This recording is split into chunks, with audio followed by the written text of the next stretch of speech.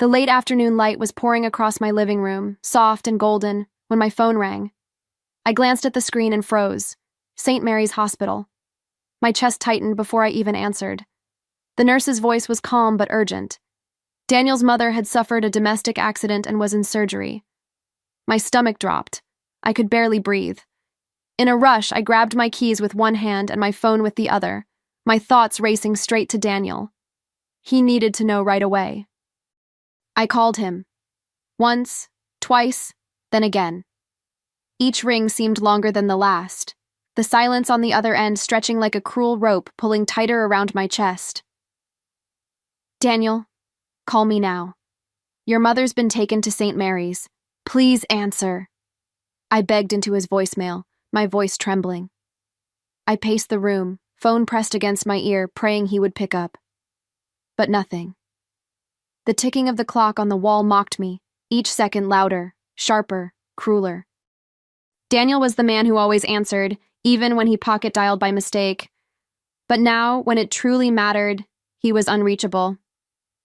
My palms grew sweaty, my heart hammering as unease twisted into something darker. This wasn't just about his mother anymore. Why wasn't he answering me? I bit my lip so hard it nearly bled, refusing to cry. I told myself to focus on the emergency, but an unsettling thought kept whispering in the back of my mind, one I didn't want to believe just yet. I tried again, this time dialing his office line, hoping someone could put me through. The receptionist picked up, cheerful at first, then casual as she said, "Mr. Parker didn't come in today. He's on scheduled home office." My blood ran cold. Home office? Daniel never worked from home on Thursdays. He'd always said it threw off his schedule. I hung up, staring at the phone like it had just betrayed me. Something was off, and the knot in my stomach pulled tighter. I whispered to myself, almost in disbelief, "Home office? He never does that. Where are you, Daniel?" My words felt like stones falling into an endless pit. Panic and suspicion wrestled inside me, fighting for space in my chest. My instincts were screaming at me, louder than the pounding in my ears. I felt trapped in a haze of fear, not just for his mother's condition, but for what this sudden lie might mean about him.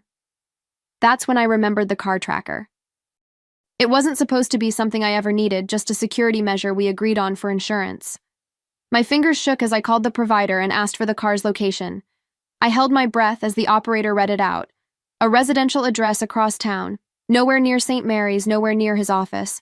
I felt my throat tighten, heat rushing to my cheeks. My body was trembling, but I knew exactly what I had to do. I grabbed my bag and headed for the door, my keys clinking like tiny alarms in my hand. Every step felt heavier, my mind caught between two storms, worry for Daniel's mother and the gnawing suspicion about Daniel himself. I couldn't let myself spiral, not yet. But the address from the tracker kept flashing in my head, daring me to face whatever truth was waiting there. My breath was shallow, but my resolve was sharper than ever. Driving across town, the city looked different to me. The streets I knew so well blurred into a tunnel of headlights and traffic lights. My hands gripped the steering wheel tighter than they ever had before. I kept replaying his silence, the receptionist's casual words, the thought of his mother lying in a hospital bed without her son by her side. My heart ached for her, but it also burned with something else, an anger I wasn't ready to unleash. When I finally turned onto that street, I spotted his car immediately. Parked neatly in front of a house that wasn't ours, it felt like a slap in the face. My pulse quickened, my mouth dry as sand. I pulled over, sitting for a moment with the engine still running, staring at the proof I didn't want to see. My body screamed to storm in, but another part of me whispered to stay calm. I knew the moment I knocked on that door, my life would never be the same again. I stepped out of the car, every nerve in my body buzzing as if the ground beneath me were electric. My feet felt heavy, but my anger carried me forward. I marched up to the door and knocked hard, the sound echoing in my chest like a warning bell. My heart thudded so loudly I swore the whole neighborhood could hear it. Seconds later, the door cracked open, and a woman I didn't recognize stood there, blinking at me with false innocence. "Who are you?" she asked, her tone defensive, almost rehearsed. My blood boiled. I didn't waste time with niceties. Where is he? I demanded, my voice sharp, trembling with both fury and fear. She shook her head, tried to block the doorway, mumbling something about me having the wrong house. Wrong house? My eyes darted past her shoulder, and I could almost feel the truth hanging in the air like smoke after a fire. Without hesitation, I pushed the door wider, stepping inside as she protested weakly. I didn't care. My instincts had already confirmed what my heart dreaded. "Daniel!" I shouted, my voice cracking under the weight of betrayal. My body shook, but my willpower held me upright. And then, from down the hallway, I heard movement, quick, panicked, unmistakably his. Every part of me braced for what I was about to see. He stumbled out of the bedroom, half-dressed, eyes wide like a man caught in the middle of a nightmare. "Emma, this isn't what you think," he blurted, his voice breaking. My stomach turned as I took in the sight, his shirt clutched in one hand, his hair a mess, the scent of cheap perfume floating through the air. My chest burned, not just with rage, but with the raw ache of disbelief. I felt my heart splinter, yet my fury held me steady. "Not what I think?" I spat, tears blurring my vision. "Daniel, your mother is lying in a hospital bed while I've been calling you non-stop, and this is where you are?" My words sliced through the room like glass. He flinched, his shoulders slumping, but he didn't dare step closer. Behind me, the woman lingered, arms crossed as if she had a right to stand there. My skin crawled at her presence, but I refused to look away from him. He opened his mouth again, searching for excuses, but I cut him off with a trembling hand. "Don't. Just don't. Every second you've ignored me today, every call you've let ring out, this is what it was about." My voice was hoarse, but steady. The silence that followed was deafening. I could see guilt all over his face, dripping off him like sweat, and yet he stood frozen, incapable of undoing what I had just uncovered. The room seemed to close in on me, every detail searing into my memory, the tangled sheets behind him, the faint lipstick stain on his collar, the awkward silence pressing against my chest. I could hardly breathe, but my voice came out sharp, laced with fury. "While your mother was being rushed into surgery, this is where you chose to be? Half naked in someone else's bed?" My throat ached, but the anger carried me through. He reached for me, his hand trembling, but I jerked back as if his touch were fire. I had no space left for his pleas. My eyes darted to the woman, who now looked smaller, her confidence slipping into discomfort. For a moment I almost pitied her, but then I remembered who I was, the wife who'd been lied to, the woman who deserved better than this scene. I stood taller, even as my heart splintered inside me. Daniel's lips moved, searching for words, but I had already heard enough. The betrayal was written across his body, across the silence between us, and across the phone calls he chose not to answer. A storm raged in my chest, but beneath it, a cold clarity began to form. I didn't need him to confess. The truth was sprawled out right in front of me, undeniable and cruel. And I knew the next words out of my mouth would change everything. I forced myself to breathe, to steady the fire racing through my veins. My body wanted to scream, to throw every cruel word I could find at him, but another truth pressed harder: his mother. She was lying in a hospital bed, fighting, and he had no idea. The thought of her, frail, helpless, alone, cut through the chaos in my chest. I clenched my fists, swallowing the lump in my throat. This wasn't about me right now. "Get dressed," I said, my voice sharp but measured. His eyes darted to mine, confused, guilty, searching for mercy that I no longer had. "You need to go to St. Mary's. Your mother is the priority tonight. This," I gestured at the mess around us, at the woman still frozen by the door, "this will wait." My tone left no space for argument, though my heart ached with every word I spoke. Daniel stammered, "Emma, please, don't—" But I cut him off before he could spin another excuse. "Don't you dare waste another second. Get to the hospital. Be the son she needs right now." The words tasted bitter, but they gave me strength. I would not let his betrayal distract from what mattered most. I turned my back on him, my chest heavy, already planning what my next steps would be once his mother was safe. He hesitated, frozen like a boy caught sneaking out past curfew, but this wasn't some childish mistake. My glare cut through him until he finally shuffled toward the bedroom, fumbling for his clothes. I stood in the hallway, my arms crossed tight over my chest, refusing to let him see me falter. Every rustle of fabric, every clumsy movement made my stomach twist, but I stayed rooted, steady, determined not to collapse under the weight of his betrayal. When he returned, shirt buttoned unevenly and face pale, he tried to speak again. "Emma, I can explain."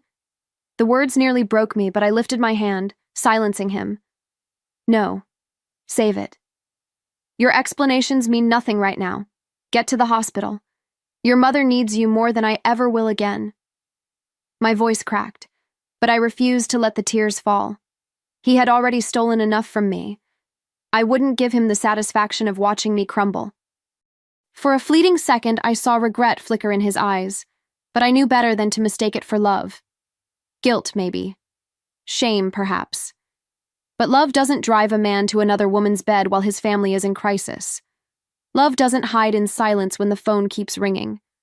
I turned away, grabbing my car keys, forcing myself to move before my anger consumed me. He needed to leave, and I needed to plan what came after. He stood by the door, shifting from one foot to the other like a man who'd lost his ground. "Fine," he muttered at last, grabbing his jacket. "I'll go. Just stop." His voice trailed off, but I didn't answer.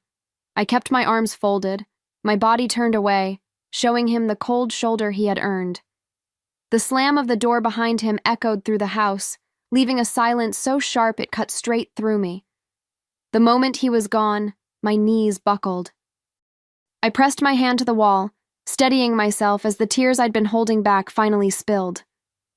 My body shook with sobs, but underneath the pain, a cold clarity took shape. I wasn't powerless, I wasn't broken. I still had choices, and I would make them wisely. My heart screamed for revenge, but my mind told me to wait, to be smart, to protect myself first. I wiped my face, forcing air back into my lungs. That night, I couldn't bear the thought of sleeping in our bed, in our home that suddenly felt tainted.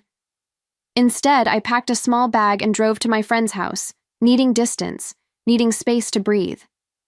As I lay awake in her guest room, one thought repeated in my head like a vow. Once his mother was stable, I would make my move. And when I did, there would be no turning back. The next morning, I walked into our bedroom with a calmness that almost scared me. The chaos of last night had burned through me, leaving behind something colder, sharper, more deliberate. His side of the closet stared back at me, shirts lined up, shoes neatly stacked, ties he'd worn to family dinners. I began pulling them out one by one, folding them into boxes. With each shirt, each pair of shoes, I felt like I was reclaiming a piece of myself he'd tried to diminish. I wasn't crying anymore. My hands were steady, my breathing even. It wasn't about rage now, it was about control. I stacked his clothes neatly, zipped up his suit bag, and packed his toiletries with a precision that felt like justice. Every item I touched was a reminder. He didn't belong here anymore. Our home wasn't his sanctuary. He had already traded it for someone else's bed. This was my way of drawing the line, silently but decisively. When the last box was taped shut, I sat for a moment on the edge of the bed, staring at the pile. It looked so small, so insignificant compared to the storm he'd unleashed inside me. But this was the first step. I picked up my phone and called a delivery service, my voice calm and businesslike. "Please deliver a package to 12 Maple Lane, the Turner residence. It contains Mr. Parker's personal effects. Leave it with them." My hands didn't tremble once. I waited until his mother was discharged before I made the next move. Timing mattered. I wasn't going to burden her while she lay in a hospital bed, but once she was stable, I needed them to know the truth. I called Daniel's parents and asked for a meeting at their home. My voice was steady, polite even, though my heart pounded in my chest. They agreed, unaware of the storm I was about to bring into their living room. When I arrived, Mrs. Parker greeted me with tired eyes, the strain of the past days etched into her face. "Emma, is everything all right? Is Daniel at the hospital?" she asked, worry lacing her voice. I sat down across from them, my posture straight, my hands folded carefully in my lap. "Thank you for meeting with me," I began, my tone quiet but firm. "I came because you deserve to hear the truth from me." Their expressions shifted, concern deepening, confusion setting in. Mr. Parker leaned forward. "The truth? What do you mean?"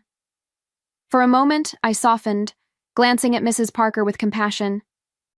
"She's stable now, thanks to the doctors, but I need to tell you something painful." My throat tightened, but I pushed on. While she was in surgery, Daniel wasn't at the hospital. He was across town, with another woman. The words hung heavy, impossible to take back. Mr. Parker shot up from his chair, his face red, disbelief written all over it. "What? Daniel would never—" he started, but I reached into my bag and pulled out the evidence. A photo of his car parked in front of that house.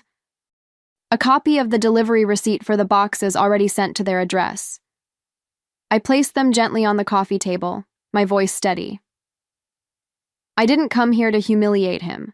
I came so you'd know the truth. I won't live a lie." Mrs. Parker's hand trembled as she picked up the photo. Her lips parted as if to defend her son, but nothing came out. I watched the shock ripple across her face, followed by a sorrow so deep it mirrored my own. "Emma," she whispered, her voice breaking. My heart twisted for her, but I couldn't soften my stance. "I've already arranged for his things to be here," I said firmly. "He won't be coming back to our home." Silence filled the room, thick and unbearable, broken only by Mrs. Parker's quiet sob. I stood, smoothing my skirt with a composure I didn't entirely feel. I loved him. I was loyal. But loyalty without respect is a prison, and I've just stepped out of it. Their eyes followed me as I walked to the door, leaving the evidence behind. With each step, I felt lighter. I had said what needed to be said, and now the rest was up to them. The fallout came faster than I expected. That same evening, Daniel called me from the hospital parking lot, his voice pleading through my voicemail. "Emma, please, don't do this in front of my parents. I made a mistake. I was confused." I listened once, then deleted it. My hands didn't shake this time. His words felt hollow, like scraps tossed after a feast. He had made his choices, and now he would live with them. I contacted a lawyer the next morning. Sitting in that office, papers spread across the polished desk, I felt both terrified and empowered. Terrified because divorce meant untangling years of love, lies, and finances. Empowered because each signature, each form, was a step closer to reclaiming my life. I refused to let his betrayal chain me to him. My voice was steady when I told the lawyer, "I want full separation, no turning back." Now, meanwhile, my support network closed around me like a protective shield. Friends who had always been there showed up with meals, with laughter, with silent hugs when I couldn't hold myself together. My family called every night, reminding me I wasn't alone. Their voices softened the edges of my pain. For the first time in days, I slept through the night, knowing I had a plan, and knowing he no longer had power over me. Daniel's parents eventually confronted him, just as I knew they would. I heard about it secondhand, whispers from a mutual friend who said the fight was explosive. His father's disappointment, his mother's tears, it was all laid bare. Part of me ached for them. They didn't deserve to be dragged through his betrayal, but another part of me felt vindicated. At least now the truth wasn't mine alone to carry. His shame was finally visible to the people who had raised him. He tried calling again, messages piling up on my phone. "We can fix this," one said. Another begged, "Don't do this to us, Emma. Think about our life together." Each word felt like salt on an open wound. I didn't reply. Instead, I set boundaries so clear they might as well have been walls. My lawyer's number became the only channel between us. If he wanted to talk, he could do it through legal documents. I was done giving him my time. The more distance I put between us, the more I began to breathe again. I found myself lingering in my kitchen in the mornings, letting the smell of fresh coffee comfort me. I walked through the house without the weight of suspicion pressing on my shoulders. Even the silence felt different, no longer empty, but peaceful. For the first time in years, I realized I was learning how to be free, even in the middle of all this wreckage. I knew the road ahead wouldn't be easy, but it was mine to walk, and that made all the difference. Some days the grief hit hard, a smell, a song, the memory of a moment that used to feel safe. But even in those cracks, I found strength I didn't know I had. Each tear was a release, each step forward proof that I wasn't defined by his betrayal. I was more than the lies he told and the silence he gave me. Practical steps became my armor. I opened new accounts, secured the house under my name, and sketched out a future without him in it. Therapy sessions helped me untangle the knots he'd tied in my heart, and slowly, I began to trust myself again. The woman staring back at me in the mirror wasn't broken. She was scarred, yes, but those scars told a story of survival and courage, a story I was proud to carry. By the time the paperwork was nearly complete, I no longer felt fear when his name appeared on my phone. I felt nothing but clarity. He wasn't welcome back, not in my house, not in my life, not in my heart. That chapter was closed for good. And as I stood at my window one evening, watching the streetlights flicker on, I knew I had already started writing the next one, on my own terms, with my own strength. Months later, life began to settle into a rhythm I never thought I'd find again. The papers were signed, the separation official, and the weight of his betrayal no longer sat on my chest every morning. Instead, I filled my days with work projects, long walks, and moments of quiet that felt like blessings rather than punishments. Therapy gave me tools to rebuild, piece by piece, until I realized I wasn't just surviving, I was thriving. Daniel's absence was no longer a wound but a doorway. Without his lies cluttering my days, I discovered space for myself, for joy, for laughter I hadn't heard in years. Friends rallied around me, pulling me into dinners and late-night conversations, reminding me of who I was before the shadows of his deception dulled my light. And slowly, that woman, the strong, vibrant one I had almost forgotten, came back to life. Of course, the past didn't disappear. His parents kept their distance, caught between love for their son and the shame of his actions, and Daniel tried once or twice to break through the walls I'd built. But by then, I was too far along in my healing to even consider letting him back in. I'd chosen integrity when it mattered most, and now that choice was shaping a future I could actually look forward to. One afternoon, sitting in a cafe with a close friend, she leaned in and asked softly, "Do you ever regret it? Asking him to go to the hospital instead of confronting him right then and there?" I stirred my coffee, a small smile tugging at my lips. "No," I answered, my voice steady. "I put the right thing first, his mother's life. That doesn't excuse him, but it proves I was better than his worst moment. I walked away with my integrity intact." She nodded, her eyes warm, and for the first time in a long time, I felt pride in myself.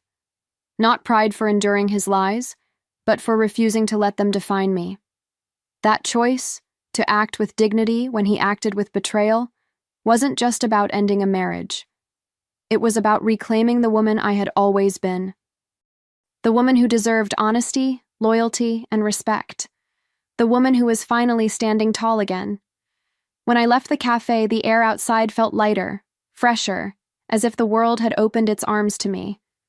I walked down the street, keys jingling in my hand, not as someone abandoned, but as someone free. The shadows of that house across town no longer haunted me. My story wasn't about him anymore. It was about me, choosing myself, choosing peace, choosing a life where I would never again accept less than I deserved. The final time Daniel tried to reach out, months after everything had crumbled, I let the call ring and fade away. There was nothing left to say. His voice, his excuses, his regret, none of it held power over me anymore. I wasn't the woman begging for answers, pacing in the living room with tears in my eyes. I was someone new, someone stronger, someone who had walked through fire and come out whole. I found comfort in the small, steady things, watering the plants on my windowsill, journaling at night, laughing until my stomach hurt with the people who loved me. Healing wasn't loud, it was quiet, patient, sometimes messy, but always moving forward. Each day carried me farther from the pain, closer to the woman I was becoming. And every step reminded me that choosing myself had been the bravest act of all. As I locked my front door one morning and stepped into the sunlit street, I felt a sense of peace I hadn't known in years. The world was still imperfect, but I was free. Free from lies, free from betrayal, free to live with integrity. My story hadn't ended in heartbreak. It had begun there, yes, but it blossomed into something far greater. A life rebuilt not on what I lost, but on everything I finally chose to claim for myself.